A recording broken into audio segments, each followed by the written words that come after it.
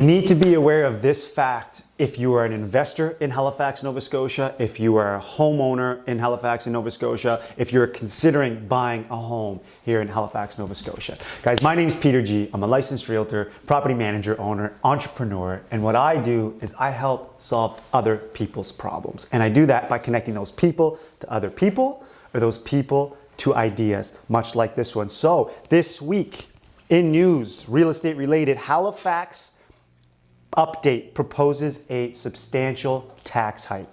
So the plan for Halifax's budget 2022-2023, as described here in all Nova Scotia, will be a 5.9% tax hike. There are two schools of thoughts here on this one. So one school is frustrated with this news. Generally speaking, for the most part, it's investment owners, landlords, and IPONS, which is an organization that helps support landlords, provides resources, provides tools, provides answers, provides guidance for those people that are getting in for the very first time. And their position, which was primarily led by Kevin Russell, who I believe is the chair of IPONS, he noted that Halifax Regional Municipality own report recommended that tax hike noted that the municipality is getting a windfall in the tax revenues from the deed transfer tax and the commercial taxpayers, which I'll talk about deed transfer tax here in a second. Some stats that he shares. He says that Halifax's commercial to residential tax rate ratio is above the Canadian average already and higher than in Calgary, Edmonton, Ottawa, Winnipeg, Regina, and Saskatchewan. He goes on to say that an estimated commercial property tax for 2021 in Halifax is higher than every other major city in Canada except for Montreal and Quebec City. And he goes on to say that an estimate residential property tax for 2021 in Halifax is higher already than every other major city in Canada except for Winnipeg. So this school of thought is looking at all of these things and saying, why are we introducing or why are we proposing an even bigger tax? Not to mention, you couple on their arguments that they say this is all during a time that a rent cap of 2% was introduced from the municipality to landlords, where inflation is at its highest that it's ever been in recent history here in the province, Nova Scotia, where insurance companies, whether you know this or not, are actually increasing their prices for their landlords and homeowners by up to 50% in 2021. And when you take all of this data and this information, and now you're coupling on increasing taxes or property taxes, some people are left scratching their head, not sure why. The other school of thought, of course supported by the mayor, Mike Savage, shared some stats himself. And so what he suggests, and he went on to say that he says we're almost adding in the town of Truro to our population every year. Halifax average total residence tax bill in 2020 was 11% lower than in St. John's.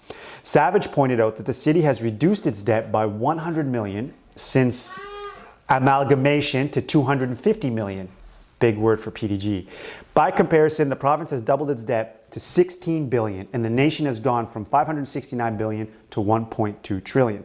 He says that we have 60% of the cost of infrastructure, and we collect less than 10% of the tax on taxation. The last time Halifax came close to 121 increase to the average residential property tax bill was 2011-2012, so now 10 years ago. And he goes on to make other points or arguments as to why this is something that's necessary, even though at this point it is just simply proposed. I want to loop back really quick and talk about what a deed transfer tax is. So if you don't know what a deed transfer tax is, it's basically a tax that's imposed on a buyer when a house is being transacted on. So the buyer has to pay 1.5% of the sale price of a home. Now, what does that look like? When I do a quick search and I look at any of the transactions, residential speaking, sold from January 1st, 2021, and I'm defining sold as closed, all the way up until yesterday, which is November 26, 2021, there have been 6,902 transactions that took place. The total price for these transactions in terms of a monetary value exceeded $3.1 billion. A millionaire, I'm a young money millionaire, tougher than Nigerian hair. What 1.5% of, let's just round down to 3 billion. 1, 2, 3 billion times 0.015 is $45 million gone directly to the municipality on this deed transfer tax. So I asked the question to everybody, what's your opinion? Do you feel that this is a bad timing, that it's unreasonable, it's unjust, that it's making it super hard for everybody to be footing this bill? Or do you take the side that, look, the municipality needs the money? We've been giving free money for quite a while now. We've been shutting down businesses for quite a while now. CERB checks have been going out for quite a while now. Our tourism has taken a massive hit over the last couple of years, as has every city for the most part in the country because of COVID.